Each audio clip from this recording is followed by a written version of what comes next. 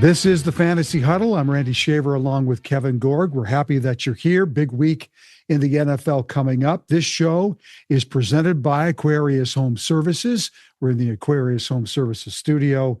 Minnesota Masonic Charities, 10K Construction at Lexus of Maplewood and Wayzata. All right, Gorgie, kind of an interesting week in a lot of different ways. Not too terribly many injuries, but some key ones, I think, that will affect people coming into this week. With Puka going down with the ankle, he did come back for the Rams, but he only had a couple of catches, was kind of not even a part of that game plan, it felt like, and maybe they didn't need him against Baltimore in the way that they played. But Igbuka is got a hamstring issue, and his status is uncertain. We've already lost a coach. Callahan gets fired at Tennessee. So kind of a crazy week, and the Vikings get back into action this week. We're recording this on Tuesday afternoon. We still don't know if McCarthy is going to be the starter, but I think we can kind of assume that that's what's going to happen this week. We haven't heard that he's had a setback injury-wise. He's been practicing. What's your take on the Vikings this week and just that quarterback situation?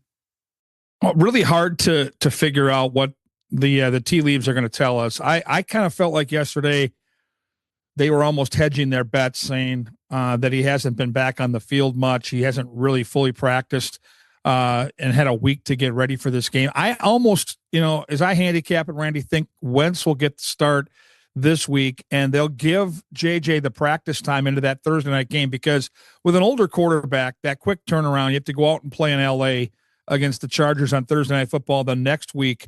I kind of feel like that's the spot, but you just don't know. And, real quickly on the injuries, Igbuka and Puka, It rhymes. They're two key players. As two maybe go out, it looks like Mike Evans and Rashee Rice, who's coming off suspension, might be returning. So with all the bye weeks, and if you're in guillotine like Randy and I are, start to spend some money, because you need right now to have elite rosters in guillotine format as teams start getting chopped off and the league gets smaller. You're going to need some of these players, and Rashee Rice to me is a super intriguing option this week. Yeah, for sure. There's only two teams on the bye this week: Buffalo, who definitely needs one, and Baltimore, who absolutely needs a bye week. They hope to get Lamar Jackson back after their bye week is up. But just two teams on the bye this week. So that means quite a few teams are in action this week. We're going to run down the list of games, and we're going to start with the Vikings game. It's a noon start on Sunday, and Kevin is handicapping that one. Kevin? Well, I think when you handicap this game, it starts at that quarterback position for the home team. With Wentz, I think JJ, the receiver, Justin Jefferson, is a much better option. It's clear that Wentz has figured out, as a veteran quarterback, how to get him the ball in space, even if it's quick little dump offs. You've seen significant improvement in Jefferson's numbers since McCarthy went down. Let's figure out who it is, but I'm going to assume it's Wentz.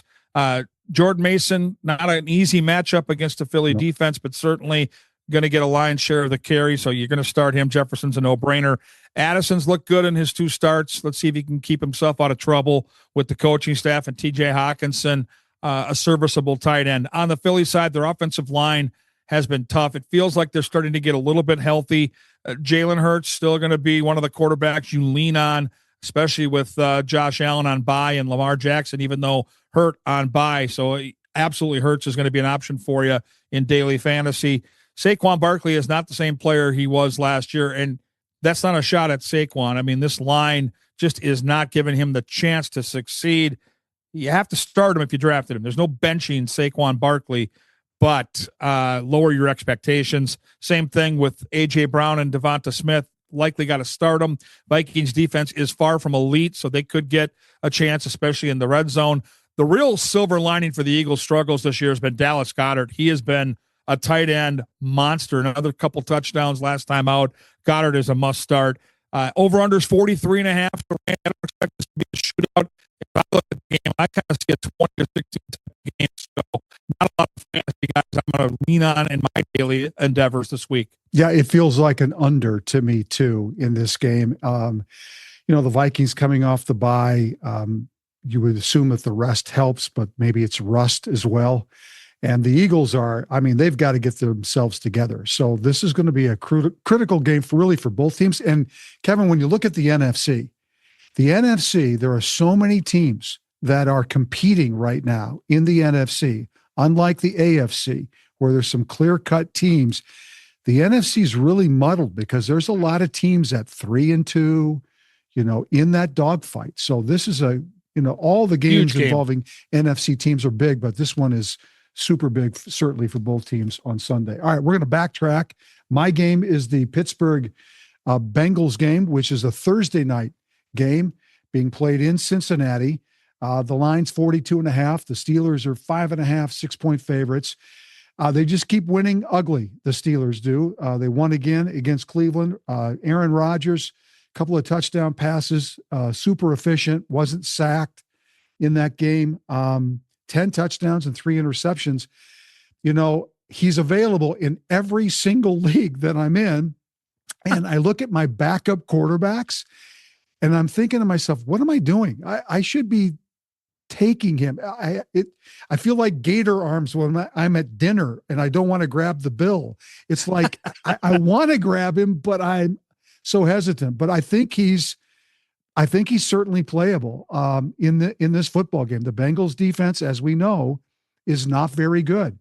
And you stack him with Metcalf, and I think that's a really good stack to think about and play. Jaylen Warren is 13 touches last week, got 11 carries. I think he's playable too. So there's some Steelers there that are sneaky. The number is not as high as you would want it to be if you're going to play guys in this game. But I think on the Steelers side, the Bengals are just so beat up and bad that, it's tempting. I really like the Steelers defense in this game. They're a +7 in turnovers this year. Had 6 sacks last week. They're healthy now. I really like, I guess out of all the things I like about the Steelers, probably their defense is the one thing that I like the most. On the Bengals side, again, to your point, if you've got Jamar Chase or Chase Brown, well, maybe not Chase Brown, but Jamar Chase, you got to play him. I mean, Flacco found him. But it's just so disappointing if you drafted heavy Bengals, counting on Bengals to help your teams, because it's just not going to be there. They're now 2-4 after starting 2-0. I just think it's going downhill, and it's just not going to get any better. Chase Brown is broken. That offensive line gives him no help. Your guy is just, I know. What so a sad, what a sad thing 6 games into the season, because I agreed with you before the season started. I thought Chase Brown would have a big year. So for me on the Bengals side, there's really nothing other than if I drafted a Jamar Chase, I'm going to play him because he's very good. Maybe he'll have a decent game against the Steelers, but, really not a lot to love on either side for me, other than maybe the Steelers defense. Let's go to New Orleans, Chicago. The Rams in Jacksonville. This is the Sunday morning 8:30 game over in London. And Kevin, you got this one. Yeah, Rams are a small 2.5-point favorite. The over-under is 45.5. So a decently high total. And I'll start with Puka Nacua. That's where I handicap this game. Is Puka in? Is Puka out? You're going to have to really track this one because they're going to be ultra careful with their star receiver. And if he can't go, then everybody else, I think, gets a really big upgrade as far as their volume work goes. Start with Devontae Adams. He's a great start on any given Sunday, but if you take Nacua out, then he's really going to be a focal point of the passing game. Stafford is likely going to be a guy you're going to lean on. Of course, Kyron Williams, the touchdown machine. But let's get into the Puka chatter if he doesn't go. A couple of guys. Tutu Atwell didn't play last week. He's trending towards trying to get back on the practice field this week. Worth watching. And then the name to remember is Jordan Whittington. He got a little run last week when Puka went out. He had a decent stat line with 3 catches. But he's a guy that would certainly be a daily fantasy guy. Super cheap that you could plug in, or if you're really desperate in your season long. pop him in there. But it all comes down to whether Puka Nacua can play. On the Jacksonville side, Trevor Lawrence is having a really quietly solid fantasy season. He's been good. ETN to me is now a must start every week in the backfield. He's the guy back there. Brian Thomas is starting to come alive, and he was a stud coming into the year. He was a dud the first month, but he's been good the last couple of weeks. 8 for 90 and a tutty last week, and a second touchdown got taken away by a penalty. So watch out for Brian Thomas. He's a guy you want to look at in daily fantasy that could pop off. And then the rest are on the bench, including Travis Hunter. Big name, nice cachet there, but not a fantasy factor so far this year. So that's it for me. Yeah, I think on the Rams side, I was heavy on Stafford and Nacua when they played last week in daily, and obviously got burned by the injury. But I just don't think Stafford's the same guy when Nakua's not out there. That's tough. It scares me a little bit to think about playing him and maybe stacking him with Adams, because I just don't think he's the same kind of player as he is when he's got Nacua out there. All right, New Orleans, Chicago, noon start. I've got this game. The Bears coming off the huge Monday night come from behind victory over Washington. The number's 45.5. The Bears are 5.5, 6-point favorites. You got to say the Saints are competitive, and we've been saying this every week.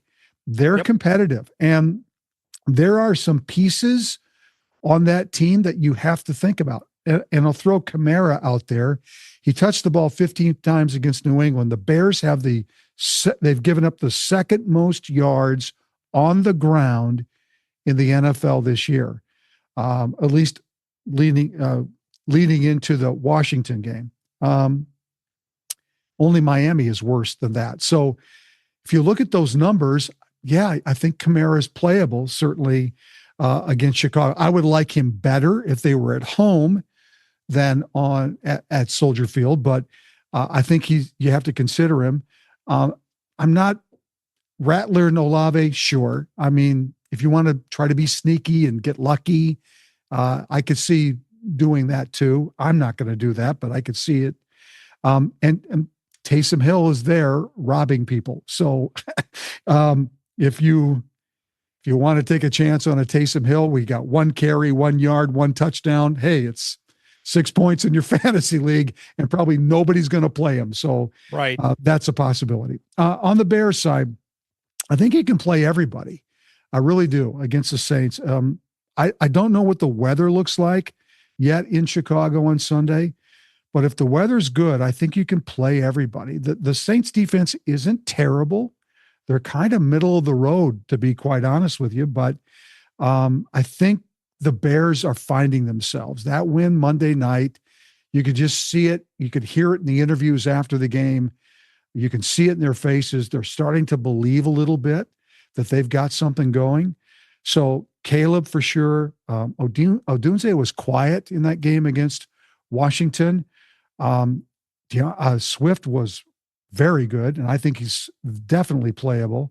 So I like all those pieces. The number is high enough where, yeah, I could feel comfortable playing that. If I were to play Bears, I'm not sure I would bring somebody back on the Saints side, even though I know they'll likely be behind. Probably makes some sense, but I guess I wouldn't know which one to count on the playback side. I do like the Bears defense in this game, though. I think Chicago's defense is definitely playable. Next game is Miami and Cleveland. What a miserable mess this game is. Oh. It's a noon start on Sunday.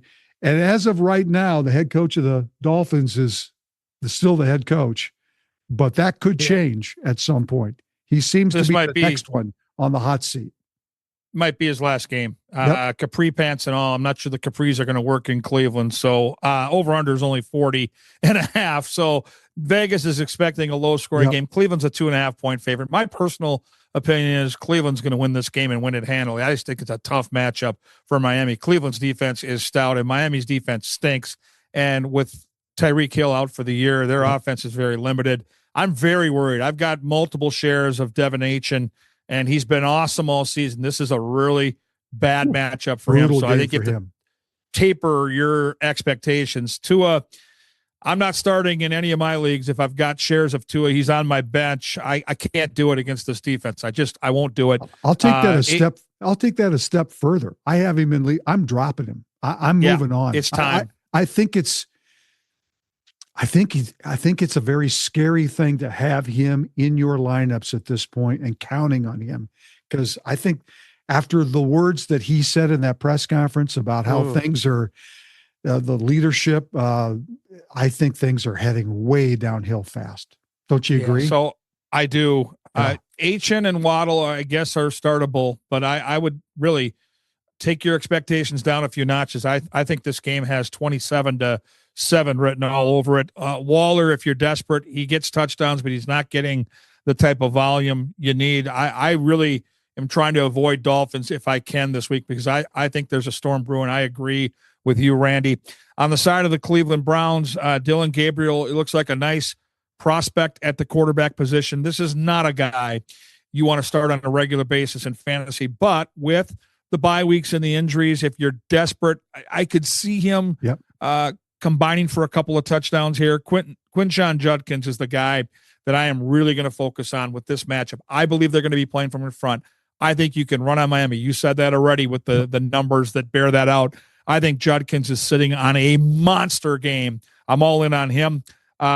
Keep an eye on the tight end situation. My guy, Njoku, left the game last week with an injury, and I've been frustrated by the dual tight ends in Cleveland. But if you're going to give me Harold Fannin Jr. isolated all by himself with Njoku out, then I'm in. I'm going to play him as well. Jerry Jeudy, not consistent enough for me. Dart throw, maybe, but no, not somebody I'm looking for. So Judkins and maybe Fannin in a Cleveland win that I think is going to end the coaching career of Mike McDaniel. We'll see how it plays out. And I think the Browns defense is definitely playable if you've got them, or if they're in your league on the waiver wire, you should be picking them up, because they are very good. All right. New England, Tennessee. It's a noon start on Sunday. The line is really low, 41.5. Patriots are a big favorite, almost a touchdown favorite in this game. Drake May, very simply, play him. Play him this week. Play him, pick him up, play him, start him. He's turned out to be really, really good. 10 touchdown passes, 2 picks in his games. They certainly believe in him. It's kind of hard to figure out who to play with him. Butte and Hunter Henry, probably. If you stacked them last week, perfect. If you're going to stack them this week, I feel like you're chasing it. Probably won't happen this week, but I could see Hunter Henry being a part of it. I think they'll be playing from ahead in this game. So the running backs, and again, it's a wash between the two right now. Very hard to decide who to play. I do like the Patriots defense in this game, even though it's in Tennessee.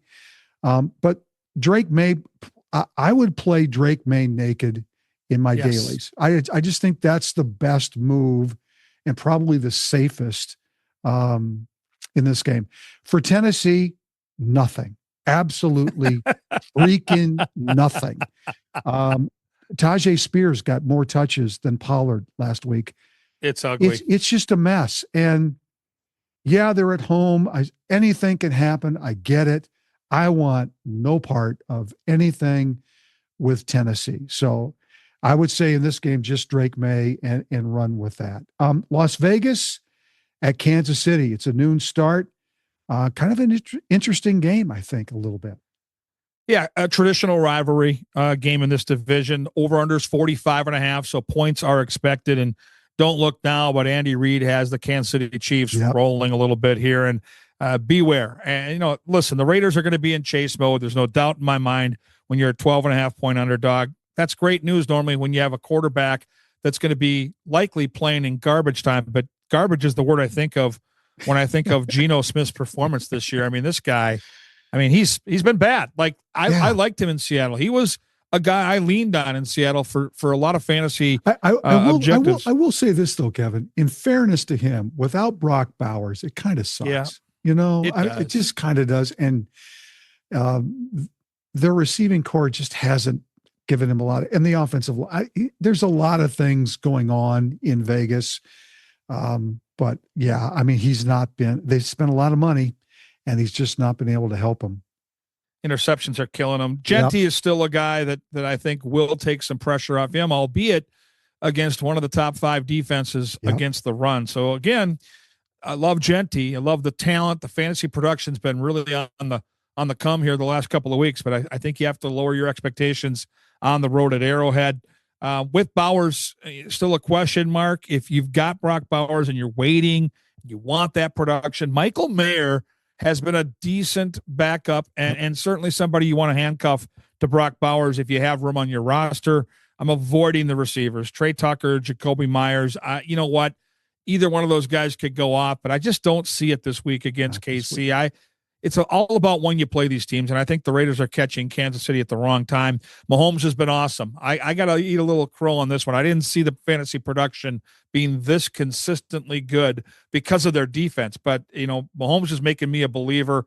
He's been great. I'm still avoiding the running back chaos with Pacheco and Hunt. I mean, they're both not producing enough for me to start either one of them, and I'm not going to play the guessing game in daily. But the big news this week in Kansas City is Rashee Rice is back, and everybody's expecting him to be a focal point of the offense. The conversation out of Chiefs practice here recently is this guy looks as good as he has ever looked. He's fresh.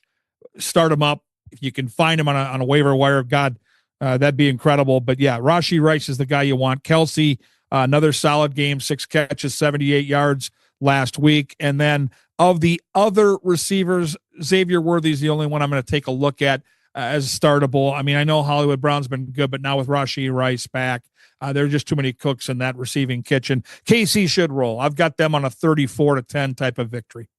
I would say Hollywood Brown, though, if you looking at daily fantasy, he's going to be super cheap.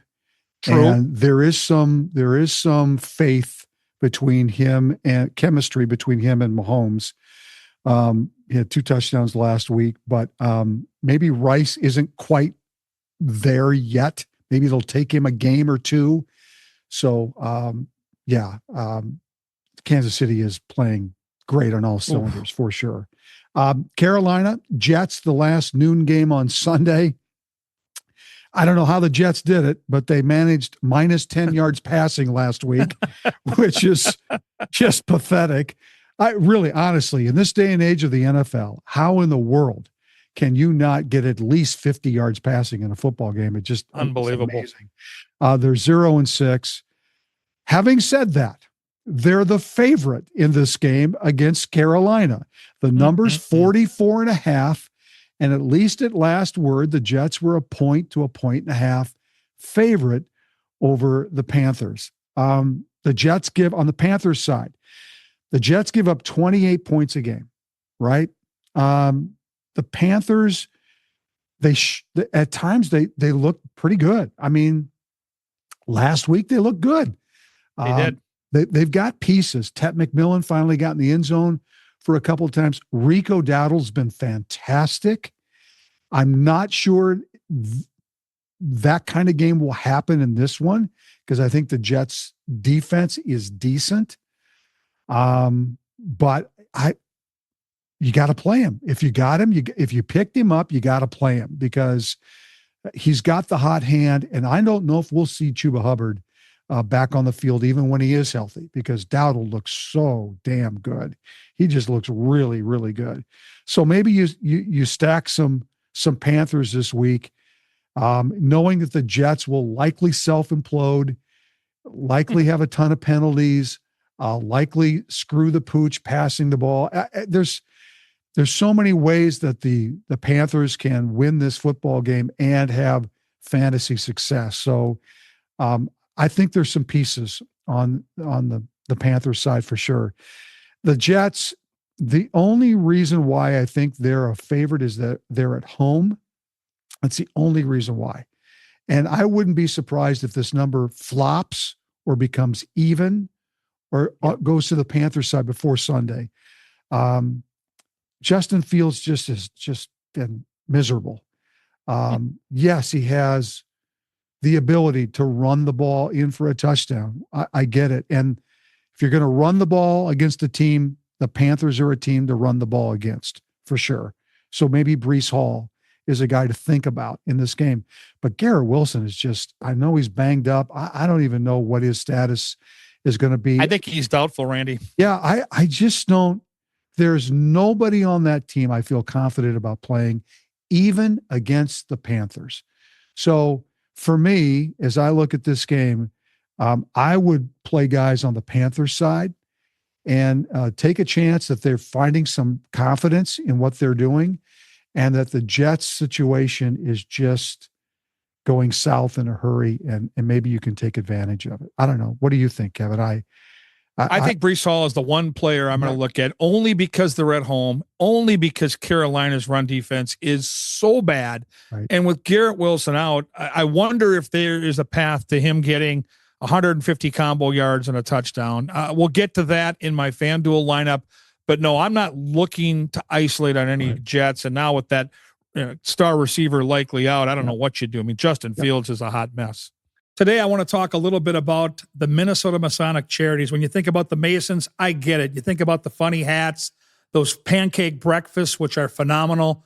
My dear friend John Schweitz and I have chatted about this, and it's so much more than that. They've got the Masonic home over in Bloomington. They've got the hospital for the children over at the U of M. They are the largest fraternal organization in terms of charitable needs in our country, and they deserve a ton of recognition. So thank you, Minnesota Masonic Charities, for all you do and for supporting us over here at Talk North, and a special thanks to my good friend, John Schweitz. All right, it's time to look ahead. Winter will be here before you know it, which means your furnace better be ready to roll. So make sure, thanks to Aquarius Home Services, right now they have a crazy good deal. A furnace tune-up for only $29. Yep, $29. A trained technician will give your HVAC system a thorough evaluation. They'll go over all the findings with you. And trust me, it's better to find the problems now before the snow flies. Find out more at AquariusHomeservices.com. Aquarius, earning the right to be recommended. 10K Construction is your one stop for all your general contracting needs, whether interior, exterior, residential, commercial, or multifamily properties. They build relationships with their clients, and that's how they've grown their business, through referrals. Plus, they are teaming up with LP SmartSide to become Minnesota's premier siding installer. And they're also partnering with IKO Shingles as well. They've got the best of the best to do the job right. 10K Construction covers both Minnesota and Wisconsin. Now, the rumor is they charge a little extra because it's Packer land. I'm not sure about that, but what I am sure about, 10K Construction is the company you want handling all of your general contracting needs. Go to 10kconstruction.com for details. Hey, Rosie here for Lexus of Wayzata and Lexus of Maplewood. If you're in the market for a new luxury vehicle, look no further than my good friend Charlie Swanson at Lexus. Whether you're on the west or the east side of the Twin Cities, they have got you covered with two great locations, Lexus of Wayzata and Lexus of Maplewood. Check out the all-new Lexus TX, a spacious SUV with 3 rows of seating and plenty of room for all your gear. Head over to lexusofwayzata.com or lexusofmaplewood.com for details and to find your next ride today. All right, let's move on to the 3 o'clock games. The Giants are at Kevin's Broncos. It's a 3:05 start. Yeah, the 3 o'clock games are meaty this week for fantasy. Yeah. Really some good games. This game is sneaky good, too. The over-under is only 41. Denver is a 6.5-point favorite. But I think there are fantasy options on both sides of the football. I'll start with the underdog Giants. Randy's guy, Jackson Dart, is electric. He's great fun. He can run the football. I think as time goes by this season, you're going to see the passing numbers elevate. There's no doubt this kid's got something. He might be saving his head coach's job because I love the energy he is bringing to this football team. I love the way they played last week. Yep. They dominated the Philadelphia Eagles. Scattaboo is awesome in the backfield. I'm so thankful. I went out and got him in a couple of my guillotine teams. I love watching that kid compete. He's a must start against a very good and stout Bronco defense, but he's still going to catch you enough out of the backfield in PPR to get you some points. The receivers, I'm a little iffy on. Wan'Dale Robinson went right. He can do it. He did it last week. Slayton's still injured and a question mark. Really, for me, I'm focusing on Dart and Scatteraboo. Theo Johnson, the tight end, not productive enough yet for me to pay attention to. On the Broncos side, they're likely going to be playing from in front. So as great as Bo Nix can be in fantasy, and daily at least, I'm not looking to go with him. As far as season long goes, you probably have to start him, but I don't know you're going to get a huge game out of Bo Nix. The running backs cancel each other out, in my opinion. Harvey and Dobbins are both good football players. Neither one's great, but again, they're still sharing the backfield, like Kenny Walker and your guy Charbonneau in Seattle. Both good players, but when they share the targets and they share the touches, it cancels each other out. Cortland Sutton is still a stud at wide receiver. I expect him to have a big game here against the Giants. I think they're going to have a very hard time covering Cortland Sutton. Evan Ingram is a quietly sneaky good start at tight end this week. The Giants very porous against that position. See Dallas Goedert last week for that. I think Evan Ingram is a cool play in daily as well. And then Marvin Mims is a dart throw. You're not going to look to start him, but if you're desperate, he could get you a big player too. Broncos win this game, but I think it's going to be closer than the experts think. All right. Very good. All right. Indianapolis at the Chargers. It's a 3:05 start. The number's 48.5, and the Chargers are almost a 2-point favorite. It's the third highest number on the board this week. There's pieces all over the place to play in this game. I think for the Colts, you can play Taylor for sure. Maybe that's the only piece that you play. And if that is, I'd feel confident in Jonathan Taylor. I think he's going to get the touches. I think he's going to probably get some opportunities inside the 5 in this game. Daniel Jones, you can play him naked if you wanted to and take a chance that the other guys, that they throw the ball a little bit more this week and don't rely on Jonathan Taylor that much. But to me, Tyler Warren is the obvious piece. If you're going to play Daniel Jones, you got to stack him with Tyler Warren, because I think that's where the money is in this game against the Chargers for the Colts. Pittman was quiet last week. Downs got into the end zone, lukewarm. It's a very concentrated offense with the Colts. It's Jones, it's Taylor, it's Warren. Those are the guys that you want to think about. And with the number being as high as it is and the spread only a 1.5, both teams are going to score. That's what Vegas thinks. They're both going to get on the board.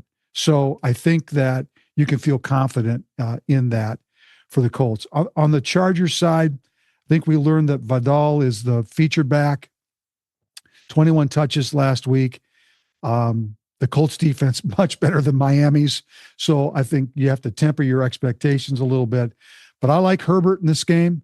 I think that they might be, it's going to be close. Who knows? They could be playing from behind for quite a bit of part of this game too. McConkey is, somebody poked him and now he's fine. He's playing hard and catching the footballs. Yeah, looks good. Keenan Allen for sure. So there's some stacks on that side that definitely would consider in this game. I think you've got to get in daily, you've got to get a piece of this. You got to get something. How many pieces? It's up to you, but I think you've got to, you look at that number, and I love playing the main slate on FanDuel when the 3:00 games are the ones that are hot, because my concept is find one or two in the noon starts that can get me to 3:00 with some points on the board, and then hope that those 3:00 games go off. So I'm definitely looking at this game as being one of the better games to focus on this week, for not only for PPR purposes in season long, but also in daily. Let's move on to another great matchup. Washington and Dallas. It's a 3:25 start. 54.5 is the highest total of the week. So it's great for all of us that play fantasy. Washington favored on the road. I find that interesting. 2.5-point pick for the visitors. Jaden Daniels in a smash spot against Dallas. They didn't have an answer for Carolina. They're not going to have an answer for Jaden Daniels. Fire up Ja'Cory Krosky-Merritt in the backfield. He's sitting on a big game, I believe, as well. He can catch the football. He can run. Dallas is terrible against running backs. Deebo Samuel was quiet last night on Monday Night Football. He's dealing with a couple of different minor injuries, but hopefully he can mend this week. Same question mark around Terry McLaurin. In a division game, they're going to try like heck to get him back on the field for this game, and he was close to playing last week. So something to monitor for sure. But the player that I kind of like as a sneaky option is the tight end, Zach Ertz. Another big game last week, 6 for 43 and a tutty. If you can get 16 points plus out of your tight end and full point PPR, you're feeling good about yourself. So I like a Jaden Daniels, Zach Ertz stats. And if you want to get aggressive, you can use the running back, Ja'Cory Krosky Merritt. On the Dallas side, Dak Prescott continues to be a great option at quarterback. He's been consistent. He's been good. Dallas plays high-scoring games. He's got weapons. So fire up Dak Prescott with no worries there. Same thing with Javonte Williams. Great running back option. One of the great bounce-back stories in fantasy football this year, as is George Pickens. I mean, oh, my goodness, George Pickens, once CeeDee Lamb went out, this guy's just turned into a beast. I mean, you'd love having this guy on your roster in season long. Same thing with the tight end Ferguson, just a stud, top 5 at that position. Those are the players I'm going to focus in on. Dak, Javonte, Pickens, and Ferguson. I know Flourney's got a little run, number 19, the little scat back slot guy. Not for me yet, but someone to maybe stash on your roster because Dallas plays such fun games. So this is another game where you're going to want to have some action. I'm going to have in my FanDuel lineup a stack leaving this game, so I can't wait to talk about that. Yep, for sure. All right, the last game on Sunday at 3:00 is Green Bay, Arizona. It's a 3:25 start. The number's 43.5, and the Packers are almost a 7-point favorite in this game. I think the number's lower because it's in Arizona. That's the way I'm kind of looking at it here. On the Packers side, Josh Jacobs, you just got to play him. If you got him, you got to play him. It doesn't matter. Yes. Doesn't matter the matchup. You got to play Josh Jacobs. And, I actually really like Jordan Love this week. I do. I like Green Bay a lot in this game. The number maybe is not as high as you would like it to be. I would even think about playing Love naked as a quarterback in some daily.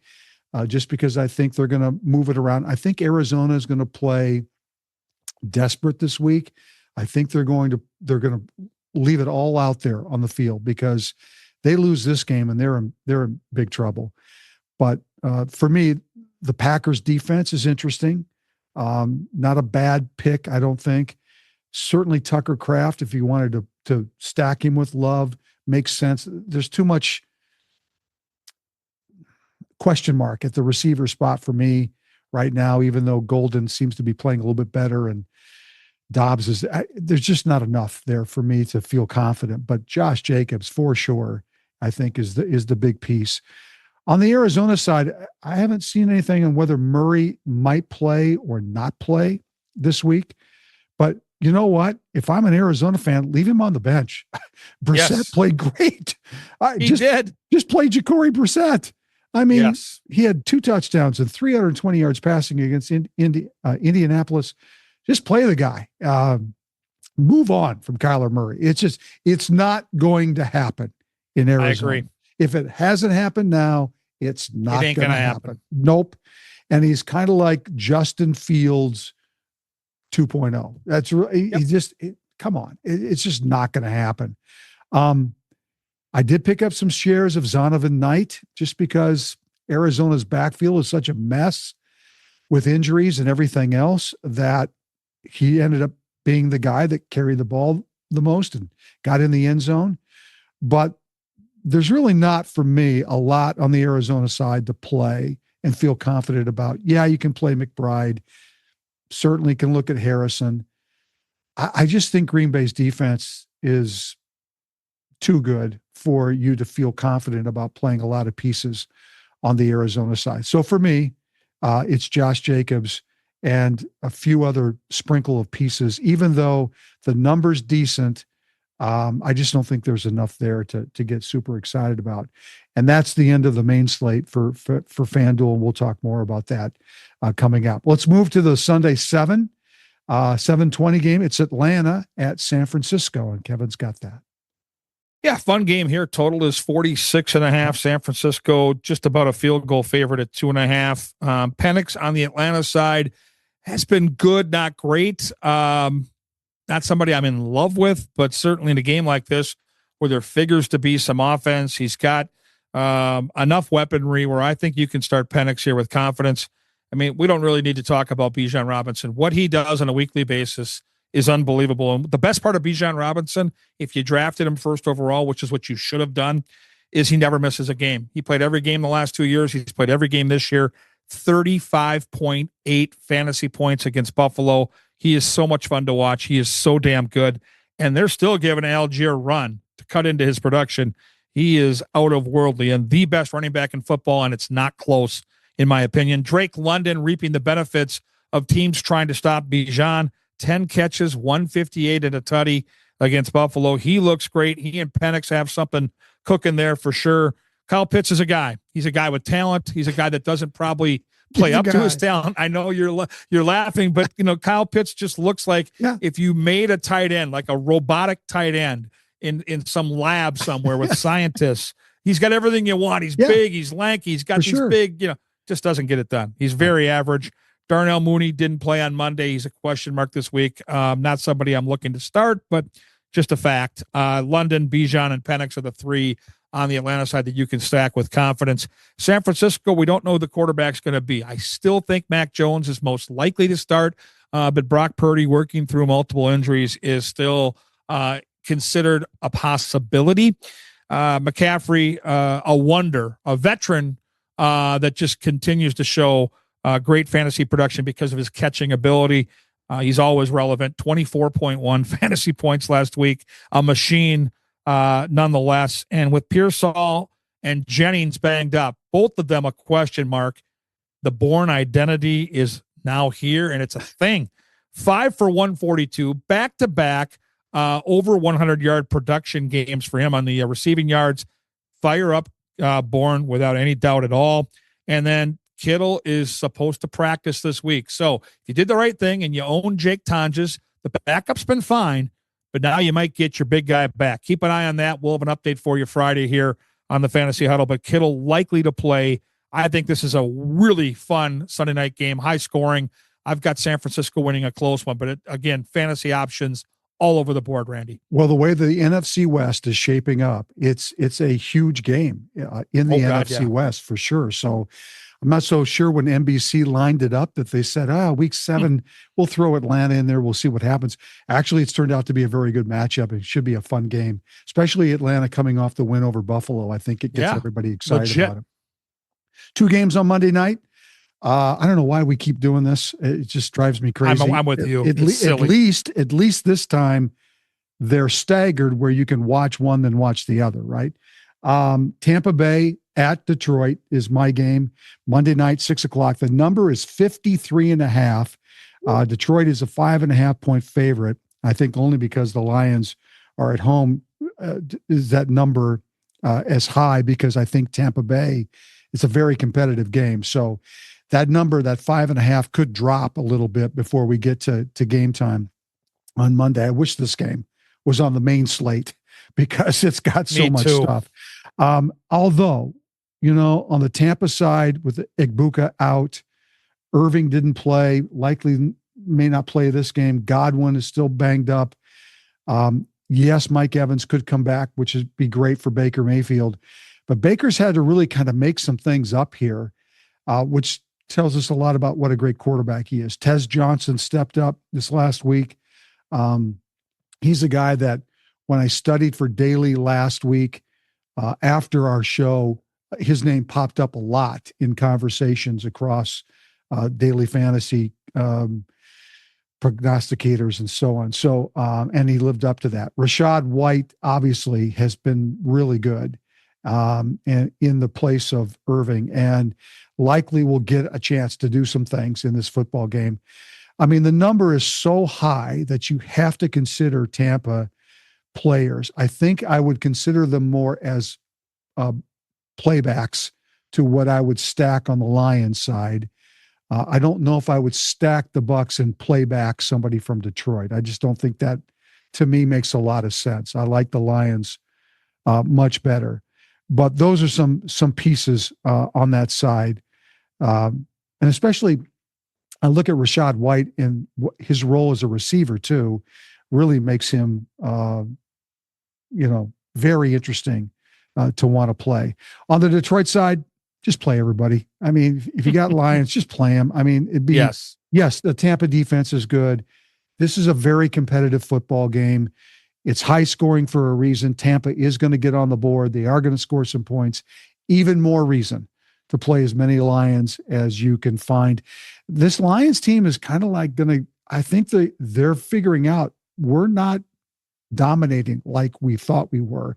And so I think, to me, it makes them even more interesting, because I think that they're going, not that they're in desperation mode, that's not the word to use, but I think the reality is they've got to play better. They can't walk in and dominate people like they have the last couple of years in the way that they've played.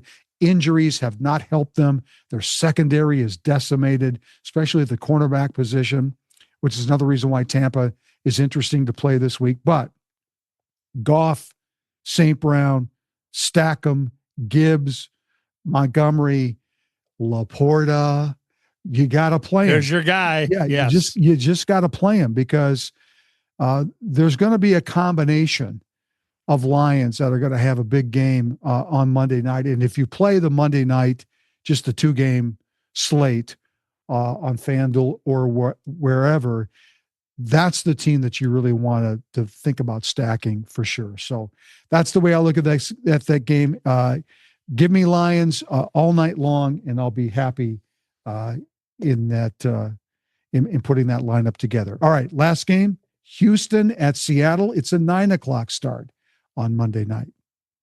Yeah, a good football game in real football terms. Seattle 3.5-point favorite, over under hovering around 40 right now at 40.5. But for fantasy purposes, I think points might be a little hard to come by. I think the weather might be a factor. A cool night in Seattle. Maybe you'll get some precipitation. We'll keep an eye on that as we get closer to the weekend. CJ Stroud comes off a 4-touchdown game. Remember, they were on a bye last week, but they put the hurt on the Ravens 2 weeks ago. So he's playing with confidence right now. Nico Collins, his go-to guy. If you're going to play a Monday night stack, that would be the way I would go. Those are the two big pieces.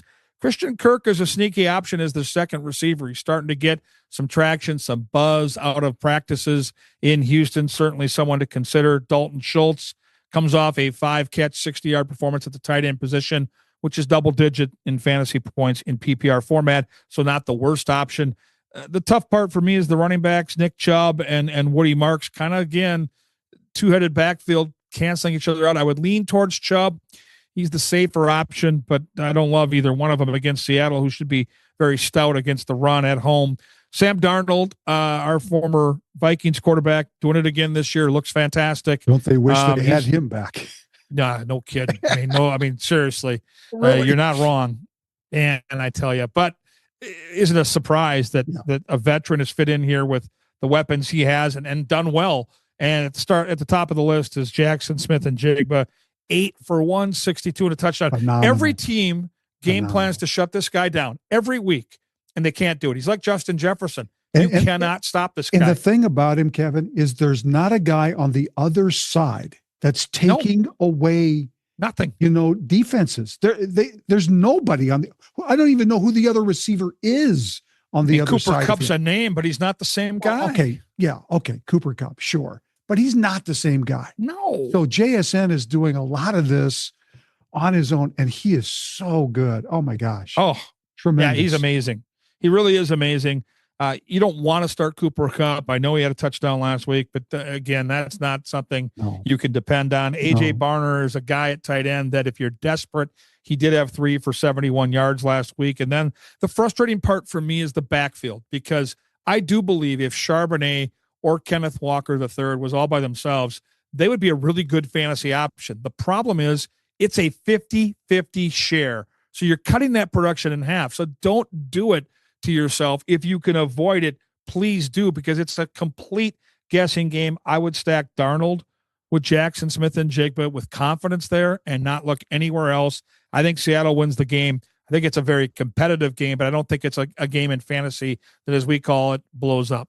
Yeah, I think it's a better game as an NFL game than a fantasy game on Monday night. All right, let's move on to our PPR picks for this week.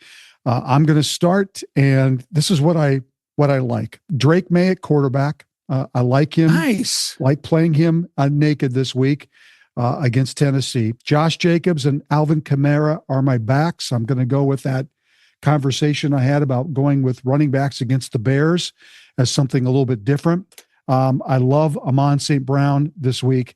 I love George Pickens for Dallas at receivers. My tight end is Goddard. I think he's going to blow up the Vikings on Sunday. And McCaffrey would be my flex spot because I think they're going to be relying on him quite a bit against Atlanta. So it's Drake May, Josh Jacobs, Alvin Kamara, Amon St. Brown.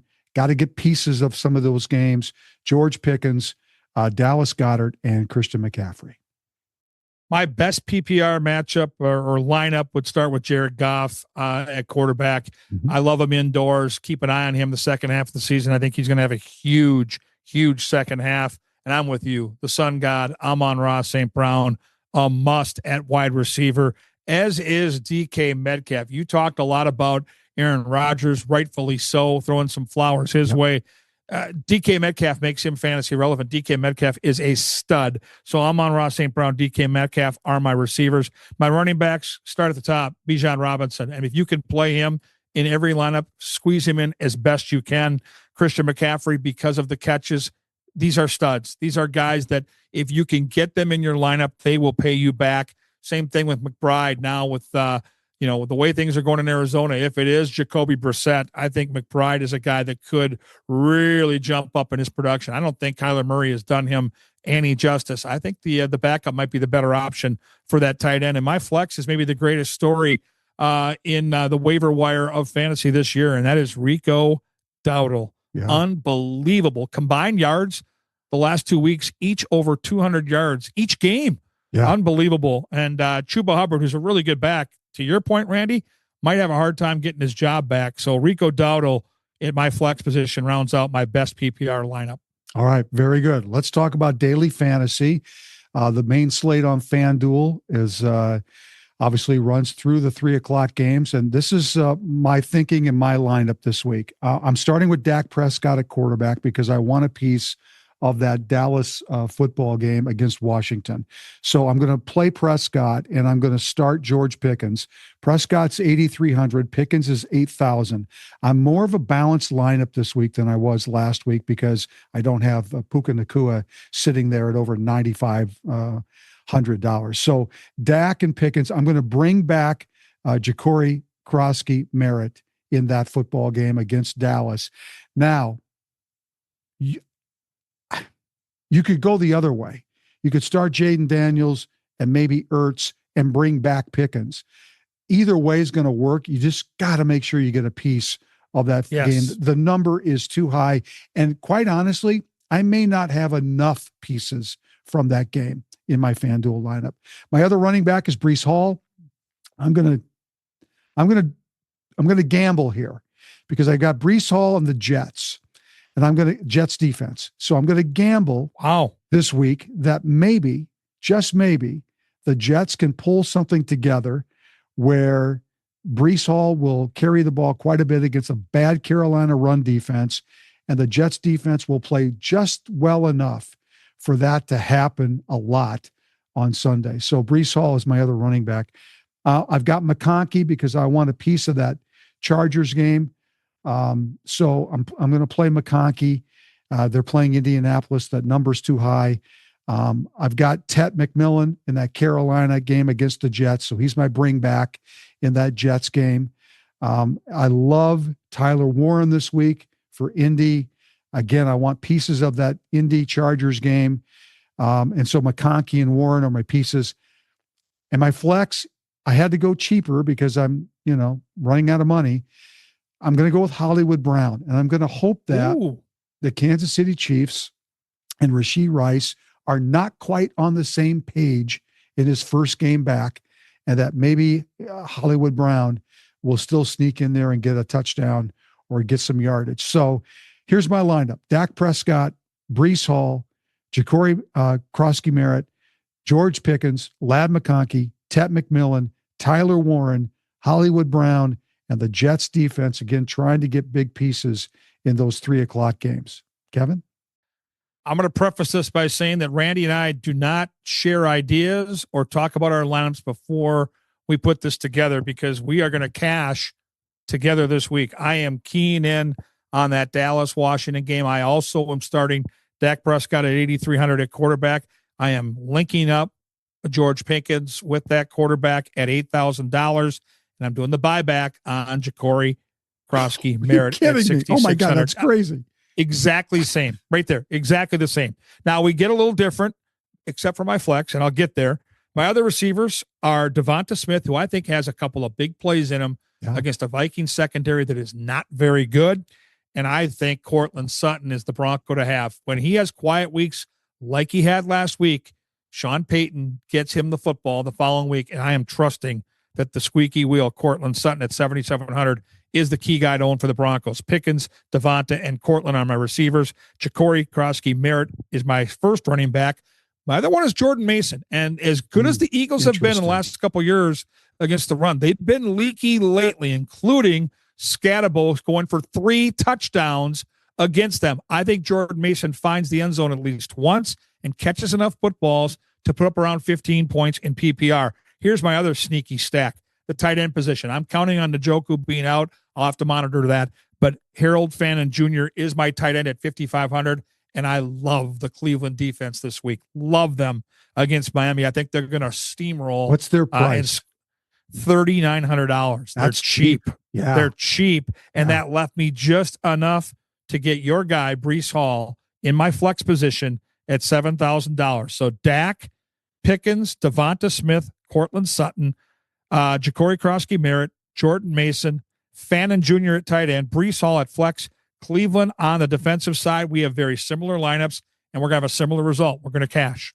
It looks like we have sparked the interest of your dog behind us. He's up. He's not up. He's been riveted to this conversation.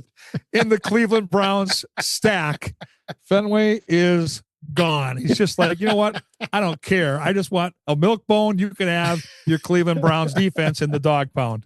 All right. Very good, Kevin. Thank you so much. This show, again, presented by Aquarius Home Services and brought to you by Minnesota Masonic Charities, 10K Construction, and Lexus of Maplewood and Wayzata. Good luck this week. After this week, the bye weeks get a little bit more heavy with multiple teams out, more than 2. And so that'll make the conversation and the choices that we make a lot more interesting as we head down the road. Kevin, good luck this week. Thank you. You too, Randy.